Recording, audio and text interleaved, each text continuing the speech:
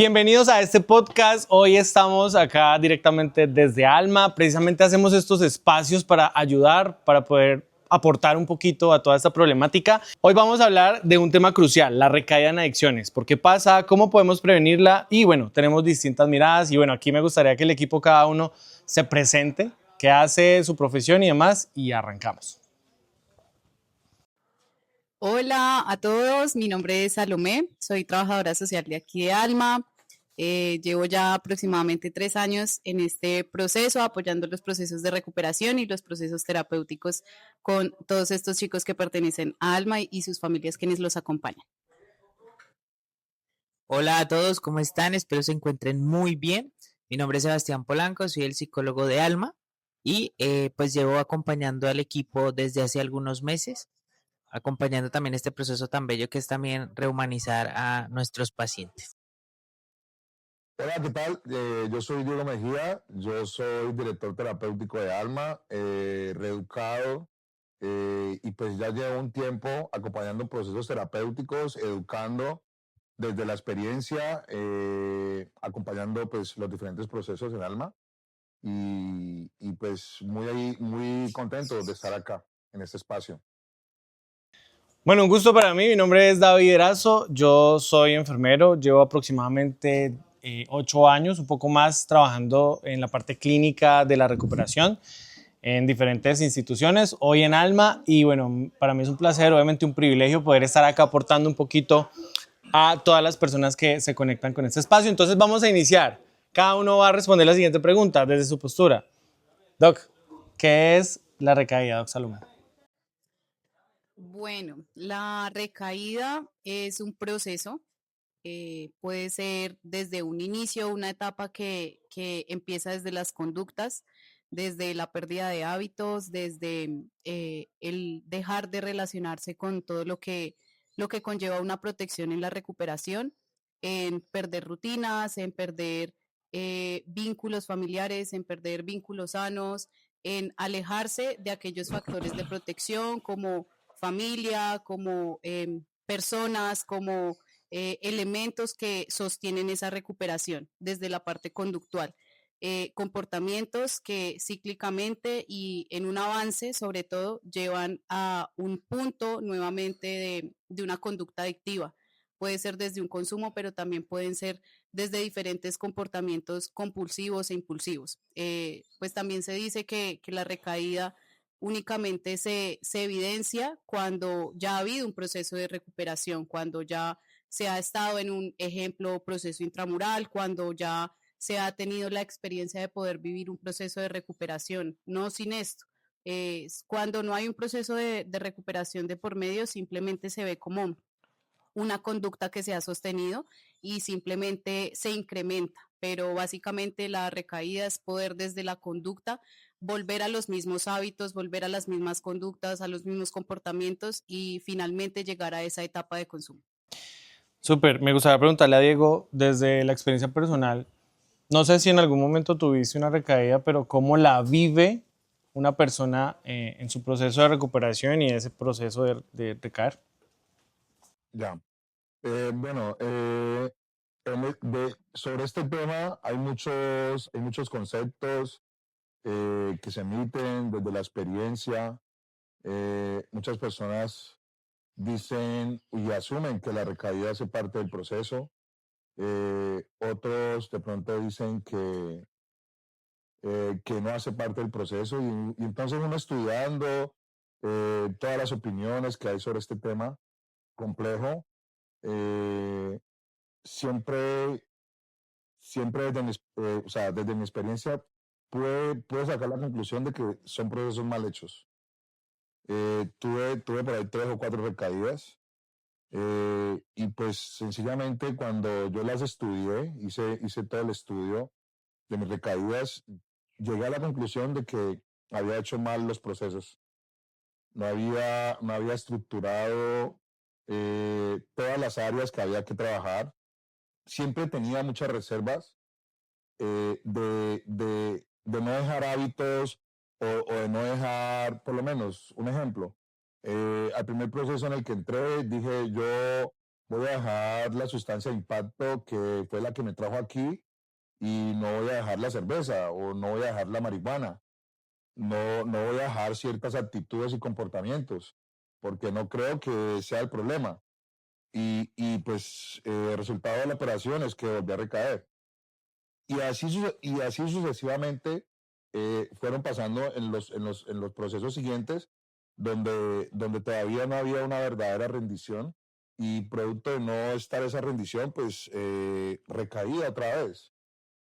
Cuando, cuando logré entender de que necesitaba verdaderamente trabajar todas mis áreas, renunciar a muchas pasiones y a muchos placeres que, que me gustaban y que no quería dejar, pude después de un tiempo ver los resultados en mi vida.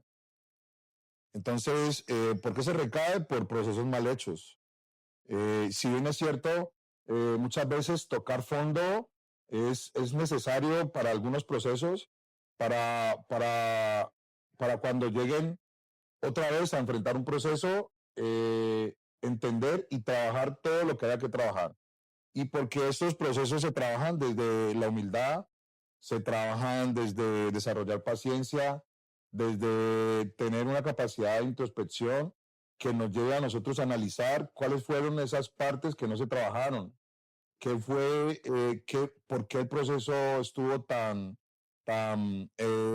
complicado, por qué me costó tanto renunciar a ciertas cosas. Y no solamente me costó a mí, le cuesta también a mi familia, porque ese es un proceso de dos, ¿no? Es familia y usuario. Entonces, también muchas veces mis procesos fueron fallidos porque mi familia tampoco había hecho un proceso.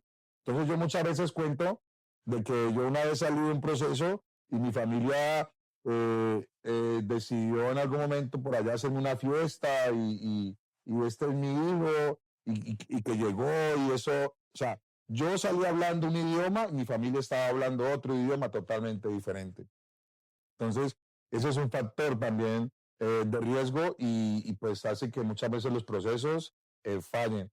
Si bien es cierto, cuando se recae y la persona vuelve otra vez para el consumo, para su conducta y vuelve al proceso y esa persona trabaja muy bien ese proceso de recaída, esa persona se puede fortalecer mucho más, mucho más.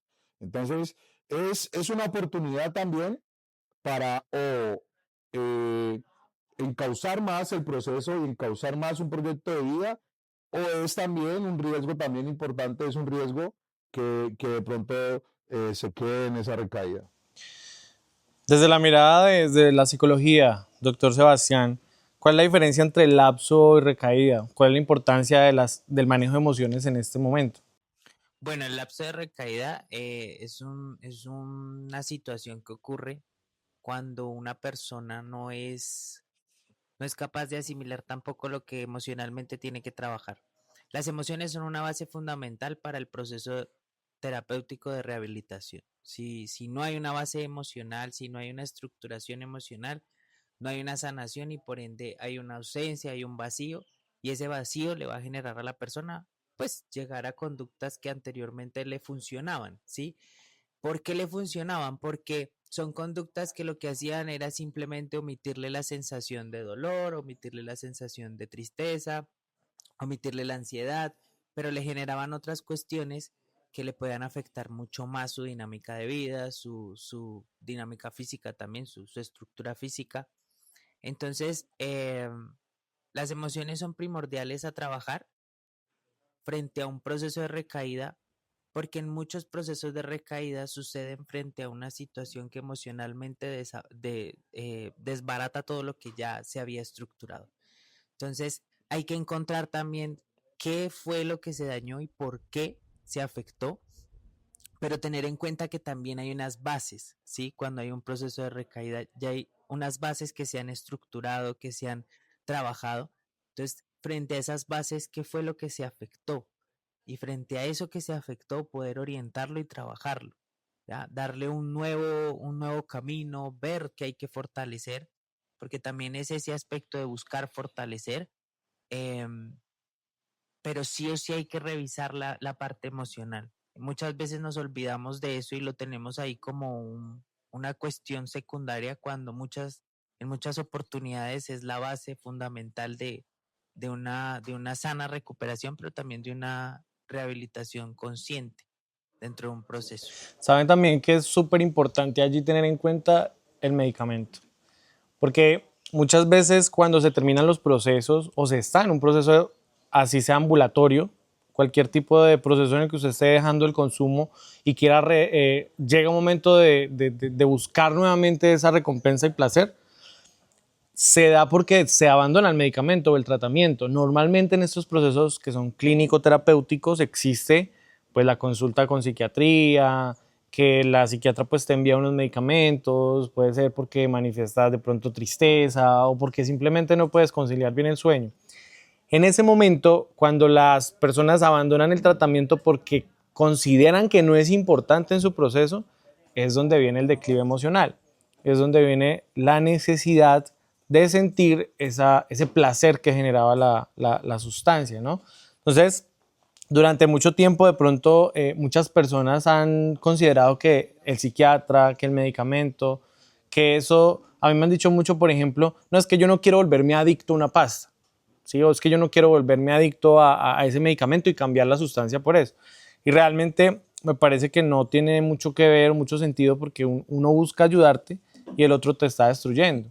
Entonces, es muy importante, siento yo, que en la recaída también se tenga en cuenta el medicamento. O sea, vital continuar con el medicamento después de haber terminado su proceso o estando durante el proceso ambulatorio. O sea, hacer conciencia de la necesidad y la importancia. Bueno, ¿cuáles son las principales causas de una recaída que consideras tú, Salo, desde la perspectiva familiar? Desde la perspectiva familiar, un elemento mm, vital, diría yo, que podría generar esa recaída definitivamente es la comunicación. Em, Cuando una persona está realizando un proceso terapéutico o recibiendo esa ayuda terapéutica, independientemente como sea intramural, sea externa, em, la persona considera que cuando finaliza ese proceso, finaliza eh, todo lo que tiene que ver en cuestión de sostenimiento de hábitos. Entonces, cuando ya se llega a casa y existe la misma dinámica en casa, cuando se llega a casa y existen las mismas formas de comunicación, la poca escucha, desde la parte de la familia se puede convertir tanto en un factor de protección altísimo, pero también hay una delgada línea entre convertirse en un factor de riesgo. Cuando en la familia no existe una escucha activa, cuando no existen formas de comunicación completamente explícitas, pues los procesos empiezan a decaer, ¿no? Simplemente también porque la persona que está cruzando por este proceso de recuperación pues no siente la suficiente confianza para exponer lo que sucede cuando se deja el consumo, ¿no? A la familia le da miedo también cuando la persona puede expresar que hay una necesidad de consumo, cuando hay una ansiedad por el consumo, cuando aparece el famoso craving, cuando puede pasar nuevamente un síndrome de abstinencia. Y si la persona no se siente en suficiente confianza porque en el medio de todo esto pues se presenta el estigma, se presenta la desconfianza, pues nuevamente como que la familia empieza a manifestarse como aquella red no de apoyo, sino también como un elemento que empieza a destruir, que empieza a generar falta de comunicación, esa falta o esa destrucción de ese vínculo. La familia, como lo digo, puede ser ese factor de riesgo también porque quieren muchas veces ocultar esta enfermedad, ¿sí? Como hacerla ver como que es a ellos los únicos que están cruzando por esta problemática y entonces empezamos a ocultar cosas, a maquillar, le decimos muchas veces nosotros aquí la problemática y en lugar de generar comunicaciones asertivas, lo que hacemos es evitar hablar de esto, ¿sí? Lo vemos como un tabú, algo que no debería ser normalizado, pero que sí se debería normalizar las formas en las que se comunica, las formas en que se habla del problema, las formas en las que se habla de las drogas, la forma en la que se habla de la sexualidad, las formas en las que se expresa dentro de la misma familia y además en cómo se sostiene ese proceso de recuperación. la familia está preparada para recibir al paciente que viene de este proceso, o la familia también se le dificulta comprender qué necesita aportar para que este proceso se sostenga. La familia sí se convierte como en esa red de apoyo, desde que la familia también entienda que debe poner como ese grano, como ese aporte, como esa comprensión de la problemática, alejado completamente desde la codependencia, porque también la sobreprotección o esa codependencia lo que genera es esa pérdida de autonomía, esa pérdida de independencia, ese aporte a la falta de compromiso de la persona que está en esto, le resuelve todas las necesidades sin permitir que la otra persona pues ponga en práctica esas herramientas que adquirió. Entonces, desde la familia es sobre todo la búsqueda de esa comunicación, de comprender esto como una enfermedad real que necesita un tratamiento y que básicamente el tratamiento es para toda la vida y que el tratamiento no se hace solo, sino que necesita un acompañamiento fuera de la parte terapéutica, sino también de cómo lo pone en práctica afuera. Ok, doctor Sebastián, digamos que cuáles son ese mismo factor de riesgo, lo que decíamos, esas causas de una recaída, ¿no? Ahí podríamos hablar, digamos que de emociones. ¿Tú qué opinas? Sí, pues básicamente creo yo que sería orientado mucho más a esas emociones que de pronto la persona no llega a manejar. Emociones como la tristeza, la ansiedad, la depresión, son emociones que siempre van a estar presentes en toda dinámica, en todo lo que llamamos vida, ¿sí? Pero cuando nosotros no somos conscientes y no lo manejamos, pues tendemos a afectarnos de una mejor manera. Si de pronto en el proceso la persona aprende a manejar esas ansiedades, esa ansiedad, esa depresión, esa tristeza, es capaz de controlarla, ¿sí? No va a desaparecer, no. No va a desaparecer porque son emociones que llegan y que van a seguir llegando. Y usted no tiene control frente a que llegue la emoción de que sí tiene control de cómo la llega a manejar, de cómo la llega a afrontar. Entonces una cuestión sí claramente serían las emociones mal abordadas o abordadas desde lo que anteriormente funcionaba, ¿sí? Porque muchas veces puede pasar eso, como, ok, de pronto aceptarlo, asimilarlo, vivirla y transitarla no me está funcionando, pero entonces opacar esa emoción con una droga me puede servir más rápido.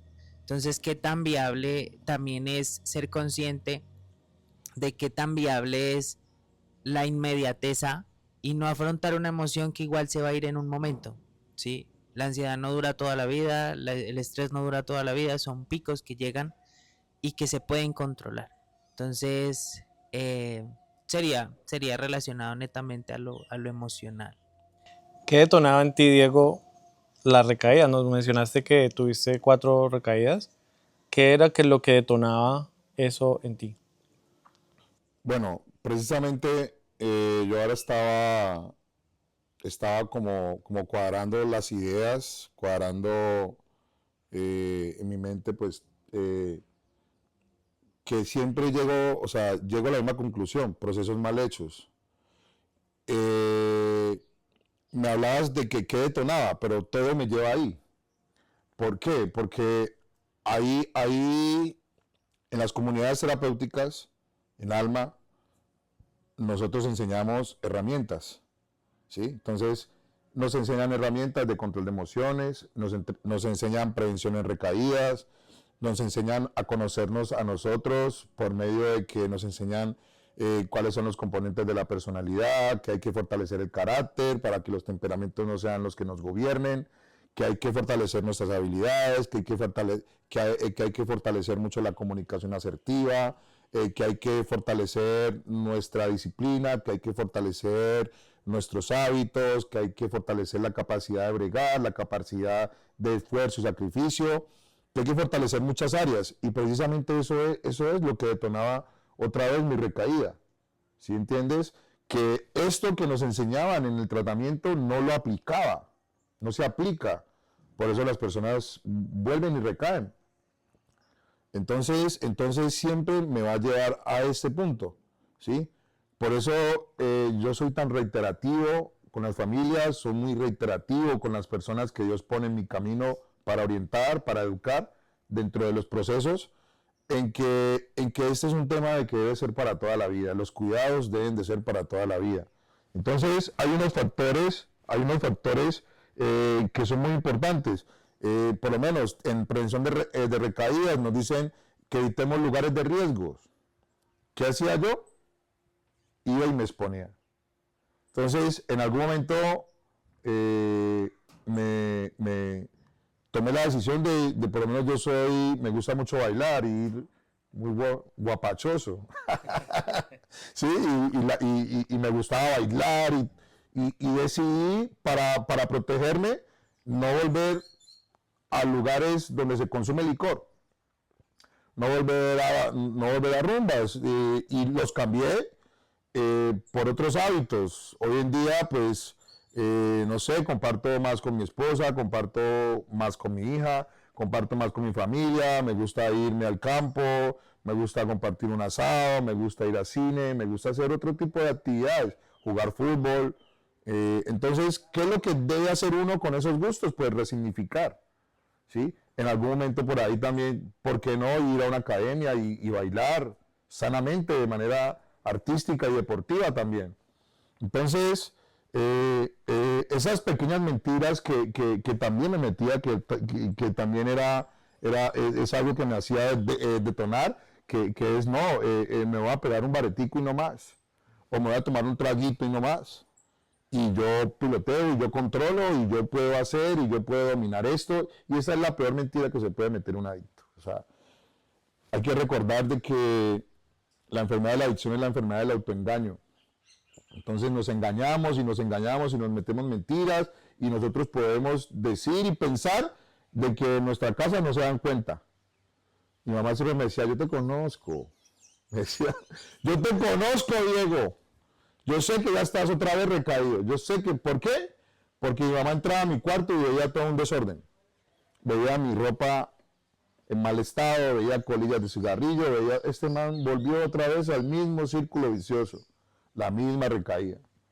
Entonces, son patrones que se vuelven a repetir, se vuelven a consolidar y poco a poco vuelve otra vez la sustancia a apoderarse otra vez de la persona, o el mal hábito, o el casino, lo que sea que la persona tenga como problemática adictiva, vuelve otra vez a apoderarse otra vez. Y difícilmente vuelve otra vez uno a tomar la decisión de volver otra vez a enfrentar un proceso, porque es difícil, porque quizá en algún momento tú eras un referente de la recuperación y la pena, ese guayabo moral también que es emocional, también que es tan difícil. A mí muchas veces esa carga emocional hace que otra vez vuelva otra vez uno y consuma, y lo único que puede en algún momento apagar esa carga emocional, ese guayabo moral que yo le llamo, es consumir, y lo más tenaz en este tema es que la compulsión y la obsesión se detonan de una manera tal que es casi imposible parar. Es muy complicado, que no lo quiero volver a vivir, y siempre le digo a las personas que Dios pone en mi camino, a las personas que le estoy ayudando en la educación sobre este tema de las adicciones, es que experimentar ese tipo de recaídas es muy tenaz, es muy pesado y es un riesgo enorme que se toma. Si yo pudiera darle un consejo a una persona realmente de cómo evitar una recaída, es continuar sus controles clínicos. O sea, yo desde mi postura, ¿no? Porque además de lo valioso que ustedes nos están regalando, yo siento que las personas están omitiendo los controles, los medicamentos y la adherencia en esa parte. O sea, si se recomienda, es por algo. O sea, no es que digamos, ay, no, como el psiquiatra no tiene nada que hacer, entonces venga, atienda pacientes con problemas de adicciones. Pues no, es más una ciencia que se ha desarrollado para ayudar a alguien que tiene un problema con el sistema de recompensa y placer, o el circuito de recompensa y placer. Hay un tema, y es que yo siempre lo explico cuando se lo explico de pronto a mis pacientes, de que nosotros tenemos en el cerebro unos canales por donde se desenvuelven todas las sustancias químicas que nosotros tenemos, la adrenalina, la dopamina, etc. La segregación acelerada de dopamina en la sustancia o en el consumo activo, lo que genera la sustancia, llámese como se llame, o incluso el juego, porque aquí también es un tema bien interesante que podemos tocar ahorita, es la ludopatía, generan una segregación acelerada de dopamina y eso hace que el cerebro se acostumbre a esa segregación. No solo se acostumbra, sino que se dañan esos canales por los cuales transitan las sustancias químicas de las que hablamos, que son pues lo que nos ayuda a estar bien o tener un estado de ánimo regulado. Entonces, cuando el medicamento entra en acción, ayuda a que el cerebro empiece a sanar poco a poco y paulatinamente esos canales por los que se van esas sustancias químicas, y por eso es que el medicamento se inicia de pronto de acuerdo a lo que considera el psiquiatra. Yo no soy psiquiatra, pero sí soy consciente de la necesidad de tener adherencia farmacológica porque el medicamento va a ayudar a sanar poco a poco, no es de un momento a otro, pero yo le aconsejaría a una persona que tenga en este momento ya sea un proceso de recaída o esté en un proceso de rehabilitación o de recuperación, que no, digamos, no deje el medicamento o la adherencia farmacológica o sus controles clínicos a un lado, que los continúe, que esto le va a ayudar obviamente en su proceso de recuperación. Salo, ¿cuál sería tu consejo para esas personas que están viviendo ese mismo proceso actualmente? El adicto es la única persona que clínica y terapéuticamente se quiere dar de alta solo, ¿sí? Es la persona que considera que en su recuperación ya está listo, que él no necesita más y que incluso se pone los tiempos de su recuperación. Sí, es la única persona, es comparando con un proceso, ejemplo, médico y que el médico te mande 20 días de incapacidad, pero el adicto no lo ve suficiente y solo quiere tomar 5. ¿Sí? El adicto es quien maneja los tiempos, quien maneja los procesos a su ritmo y a su forma. Como también les decía, cuando existe un proceso terapéutico, la persona cree que cuando ya no recibe más terapia o ya no recibe más atención, es porque allí ya finalizó su recuperación. Y es todo lo contrario, el proceso continúa y debe tener un acompañamiento de todas las áreas de su ser. El proceso de recuperación tiene que ser integral, no se puede basar únicamente en dejar de consumir. Bueno, dejo de consumir, pero soy una persona que sigue teniendo exactamente los mismos hábitos, tengo unos malos vínculos familiares, tengo una relación con mi parte espiritual alejada, tengo un rendimiento académico, un rendimiento laboral regular, y entonces pienso que porque dejé de consumir, pues básicamente allí ya se hizo la recuperación y no funciona así. El proceso continúa y efectivamente, como lo decía David, la parte farmacológica tiene mucho que ver, muchísimo que ver. Cuando existe un proceso farmacológico, todo el tema de gestión emocional, la parte cognitiva, la parte motriz, todo lo que tiene que ver en cuestión a los rasgos de personalidad, se ven mucho más establecidos, mucho más estructurados, mucho más organizados. Un pensamiento organizado funciona mucho mejor y muchas veces, sobre todo en Colombia, diría yo, y en mucha parte, pensaría yo, de Latinoamérica, se ve como un tabú la parte de salud mental.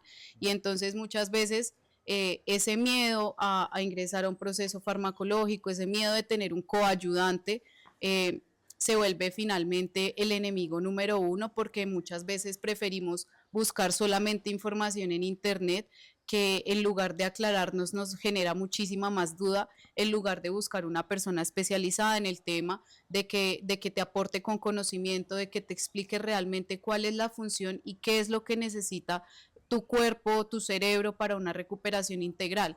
Pero básicamente es continuar, o sea, yo no voy a tener una vida perfecta después de un proceso de recuperación, al contrario, todo lo que va pasando emocionalmente alrededor mío, pues va a ser mucho más visible ante mí, van a ocurrir muchísimas más cosas, yo voy a ser más consciente de que voy a tener desacuerdos con mi familia, desacuerdos con mi pareja, desacuerdos en mi trabajo, y ya entonces yo cómo voy a gestionar todo esto si no estoy bajo un consumo. Entonces es buscar que constantemente y permanentemente la persona pueda tener un apoyo terapéutico, independientemente cuál sea esa orientación, porque puede ser a través de psicología, a través de psiquiatría. Muchos encuentran este apoyo desde la parte espiritual, si es necesario y sin miedo un apoyo farmacológico, pero básicamente es comprender, como lo he dicho, de que es toda la vida, de que es que las emociones a mí me van a seguir generando el mismo impacto y cómo yo las voy a gestionar, no simplemente nuevamente utilizando la herramienta del consumo o utilizando la herramienta de los mismos hábitos, sino comprender en cómo yo le puedo dar manejo ahora a eso, que estoy muchísimo más sensible a las situaciones que puedan ocurrir al día a día. Doctor Sebastián, ahora, si tuvieras que darle un consejo a alguien que hoy está luchando por no recaer, ¿cuál sería el más importante? El más importante creo yo que sería no frustrarse por tener ese deseo de recaer, sino buscar el apoyo que en su momento tuvo, ¿sí? Muchas veces nos olvidamos de aquellas personas que pues en el proceso que la persona vivió le aportaron demasiado a su crecimiento personal. No se aleje de su red de apoyo, no se aleje de sus terapias, piensen que siempre va a haber un camino que va a ser posible. El hecho de que usted se sienta afectado, se sienta mal y ese temor todo el tiempo de recaer, pues también hace que muchas veces la persona recaiga, ¿sí? Lo lleva se prepara para. Entonces, mi consejo sería, confíe en lo que usted ya ha aprendido, confíe en usted que es capaz de hacerlo y acompáñese siempre de las personas que lo rodean de manera positiva. Yo quiero sumar a eso que te contacten al 314, no mentira. Me puedes llamar al 305-4. Pero sí quiero sumar a eso la ayuda terapéutica brutal, o sea, porque se necesita sí o sí un acompañamiento psicológico, sí, terapéutico y por supuesto, o sea, si es de nuestros pacientes de alma, pues alma.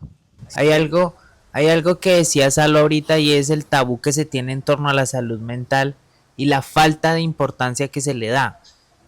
Yo a muchos pacientes, por ejemplo, les digo, cuando usted le duele la cabeza, ¿a dónde va? Que al médico, se toma una pasta. Pero entonces cuando a mí me duele el corazón, cuando yo me siento con esa presión aquí, cuando yo no sé qué más hacer para dejar de sentirme triste, entonces, ¿qué hago? Y precisamente las emociones son tan importantes que hay profesionales encargados solo de ellas. Entonces, qué chévere que también ese concepto se empiece a cambiar y ese tabú la emoción simplemente es omitirla, pues empiece a caer, ¿sí? Y más bien dediquémosle tiempo también a crecer emocionalmente y a aprender emocionalmente cómo trabajar, porque nadie nos enseña. Entonces aprendamos juntos a hacerlo y no se cierre nada. Yo también quiero hacer un aporte en cuanto a ese punto. Esa pregunta que haces es muy valiosa. No abandonar la integralidad de los procesos. ¿Sí? ¿Por qué? Porque cuando uno sale de un proceso intramural, entra a otro proceso que viene acompañado con muchos retos. Entonces vienen retos académicos, vienen retos laborales, vienen retos sociales, en pareja, en la convivencia, y se necesita un acompañamiento. El compromiso existencial dice, solo yo puedo, pero no puedo hacerlo solo. O sea, cuando uno tiene eso aquí, solo no puede. O sea, que uno tiene que tener una red de apoyo. Por eso se educa a la familia, por eso es necesario que bueno, el primer educado sea uno, el que es el que sale. Hay que reconocer de que hay muchos entornos en la vida social de que no van a cambiar, van a seguir igual.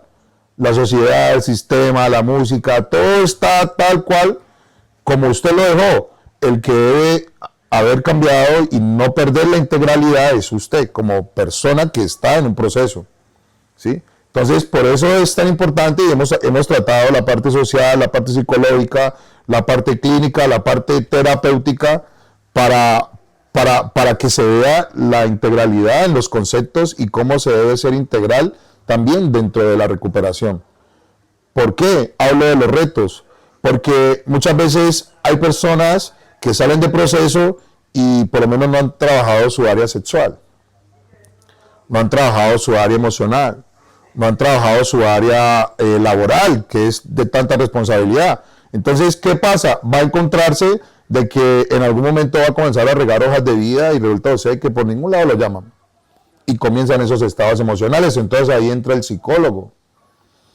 Que usted de pronto no tiene cómo subsidiarlo, cómo pagarlo. Hay muchas herramientas hoy en día para uno ayudarse.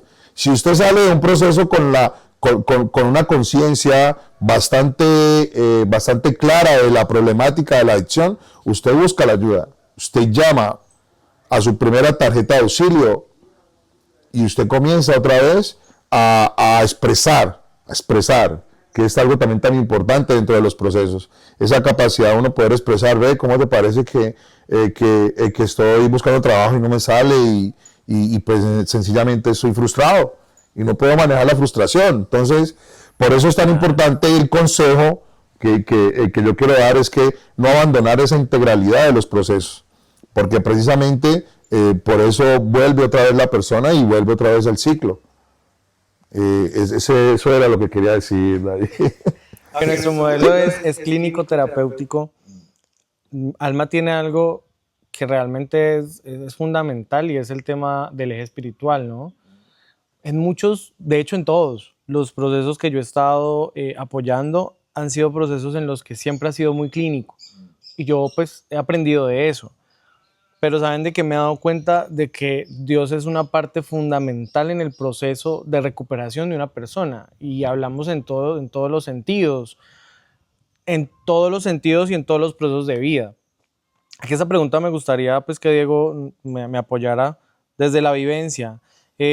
¿Cuál fue el rol o qué papel jugó la parte espiritual? Porque voy a ampliar un poco más. Nosotros todos tenemos una rueda de la vida que se compone, digamos, de la parte física, de la parte emocional, de la parte incluso finanzas, salud, etcétera. Todo eso hace parte de la rueda de la vida, pero hay un eje importante que es el tema de la espiritualidad. ¿Cómo jugó ese papel o ese rol la espiritualidad en tu vida para que tú pudieras hoy decir, no solamente estoy parado en la raya, recuperado, sino que tengo la posibilidad de ayudar a otros a través de mi proceso? Total. Yo creo que fue parte fundamental en mi proceso, las enseñanzas de Jesucristo, la forma en la que Él lidera los procesos de sus apóstoles, y por medio de todas esas enseñanzas que me hablan de la humildad, que me hablan de la paciencia, que me hablan de no juzgar, que yo tampoco te condeno, vete y no peques más. Ese tipo de enseñanzas de lavarle los pies a sus discípulos, de que no solamente de pan vivirá el hombre, sino de toda palabra que sale de la boca de Dios. O sea, es decir, sus enseñanzas, su sabiduría, de hacer las cosas sujetas a una autoridad como principio, que me sanó mucho, porque tenía un problema con la autoridad enorme. Y cuando Jesucristo me dice a mí que darle al César lo que es del César y a Dios lo que es de Dios, fue como que se me abriera un camino gigante de que la espiritualidad y estar con esos principios éticos, principios basados en valores, hacen que los procesos terapéuticos y los procesos se puedan sostener mucho más y me hacen a mí más consciente y me hacen a mí más humano. ¿Sí? Más humano, porque en últimas, ¿qué es lo que nosotros queremos llevar en los procesos y qué es lo que nosotros por medio de este proceso integral queremos llevar a los usuarios, a los procesos que están hoy en día en Alma? Es a que recuperen esa humanidad, porque precisamente las adicciones deshumanizan mucho y nosotros el propósito que tenemos en Alma es rehumanizar, establecer valores, fortalecer vínculos en todas las áreas.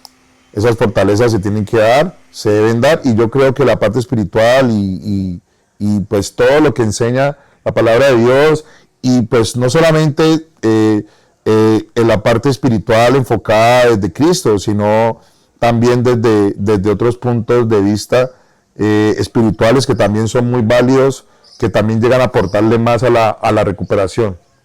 Entonces fue muy importante, si no fue todo. Dale, con el pollo. Este es el pollo y este es el poder del podcast. De referente a la espiritualidad, a mí me parece también que es un eje fundamental dentro de la recuperación, porque en las adicciones es lo primero que se pierde, es de lo primero que nos alejamos y es lo primero que cuestionamos, sobre todo, es el por qué a mí me está pasando esto, entonces yo estoy viviendo esto, entonces es porque Dios no existe, porque a mí me pasan tantas cosas malas, es porque a mí Dios no me ama, y sobre todo desde la parte familiar es cuestionar, ¿no? El me está pasando esto porque a mí no a otro, porque a mi hijo y no al de alguien más, y empezar la recuperación con un acercamiento a esa parte espiritual, independientemente cómo se vea manifestado, o como nosotros la tengamos cada uno en el pensamiento, es también comprender que la espiritualidad aporta mucho al autoperdón. El no vivir con la culpa, el no vivir atado a un pasado, sino empezar a resignificar eso, empezar a verlo desde un para qué, desde un objetivo, desde comprender en cómo empezó esa parte espiritual, cómo empezó Dios a transformar una vida, y sobre todo el tener la capacidad de comprender cuáles son los propósitos. Yo siempre, en la forma en que yo manifiesto mi espiritualidad, siempre ha sido de que Dios te trae tantos regalos, que no todos vienen envueltos con un moño, hermosos, sino vienen de mil formas, y muchas veces eso que por lo que hemos orado tanto, por lo que hemos pedido tanto, está pasando y no lo vemos simplemente porque nos dejamos llevar por esa ambivalencia, por ese deseo de abundancia que en el momento no es lo que necesitamos, por mil y otras formas de comportarnos frente a lo que esa parte espiritual nos pone cada día. Entonces, sí es un eje fundamental porque nos permite ver un poco más allá, desde la empatía, desde el amor, pero también desde cuál es el propósito que Dios te pone en el camino, porque te alejas y cómo recuperas esto después. Bueno, ya para terminar, que este podcast que ha estado carnudito, me gustaría que dejen allí en los comentarios si les gustaría que hiciéramos un nuevo podcast sobre qué tema referente a las adicciones les gustaría que tratáramos. Si les gusta, por supuesto, dejen su like, dejen su comentario, compártanselo a alguien más que le pueda servir. Y me gustaría finalizar con una pregunta, y es, o más que una pregunta, es, Doc, ¿cuál es la clave para no recaer? Cualquiera de los dos. ¿Cuál de los dos? Yo diría que la clave para no recaer es pensar que sí puede pasar. Es no incluirla como algo obligatorio, como un objetivo dentro de la recuperación, la recaída, pero sí tener claro, dice por allá en el libro de prevención de recaídas, una de las 7 condiciones, pensar que es posible recaer, ¿sí? No desde nuestro ego, no desde nuestro orgullo, pensar que es algo que a nosotros jamás nos va a pasar. Cuando nosotros tenemos claro de que podemos recaer, es porque tenemos claros cuáles son esas cosas que nos hacen daño, cuáles son esos factores de riesgo, y como lo tengo tan claro, pues voy a tener todas las herramientas muchísimo más claras, mucho más presentes, mucho más organizadas para ponerlas en práctica. Pero para mí es fundamental considerar que puede pasar, no para llegar a ese punto, sino sobre todo para prevenirlo. Para cuidarse. Doctor Sebastián, ¿cuál es la clave? Bueno, la clave para mí sería también, dentro de lo que Salo comentaba, es también reconocer la vulnerabilidad y la humanidad de uno, ¿sí? Ser consciente de su humanidad y ser consciente de su vulnerabilidad le va a permitir a usted también ser consciente de qué manera usted la puede abordar. Entonces creo yo que cuando nosotros somos el tipo de personas, por ejemplo, que manejan las situaciones emocionales desde una mirada externa y no asumimos esa vulnerabilidad que emocionalmente también podemos tener, pues estamos dejando a un lado nuestra humanidad. Entonces, Una de las claves que yo daría el día de hoy es reconocer su humanidad frente a cualquier situación emocional. Y frente a esa humanidad también buscar de qué manera eh, la vulnerabilidad la puede trabajar, ¿sí? De qué manera esa vulnerabilidad se puede utilizar también como un motor para trabajar, para abordar situaciones, para aceptar, para también asumir responsabilidades que de pronto uno no asume, porque es muy fácil dejar de asumir, pero asumir es difícil y hace parte de nuestra humanidad. Hacer bien un proceso. Hacer bien un proceso y continuarlo. Porque si haces un buen proceso, he sido reiterativo con esto, si haces un proceso bien hecho, te llevas todas las herramientas. Te las llevas todas. Te lleva la prevención en recaídas, que te dice qué lugares no ir, qué no hacer, bueno, factores de riesgo, factores de protección. Te llevas una cantidad de herramientas que te van a servir. Si haces bien un proceso, vas a seguir repitiendo los hábitos que te llevas de la institución y te los llevas para tu casa. Si haces bien un proceso, te llevas la conciencia de que hay una enfermedad, que hay que cuidarse, que hay que hacer las cosas bien. Hacer bien el proceso es como la clave y continuarlo. Bueno, yo les puedo decir que el autocuidado es la clave, ¿sí? Y autocuidado implica absolutamente todas las estrategias y herramientas que tal vez hoy les pudimos brindar. La recaída no podría mencionarse como un fracaso, sino como que hay aspectos que sí o sí hay que mejorar si queremos avanzar.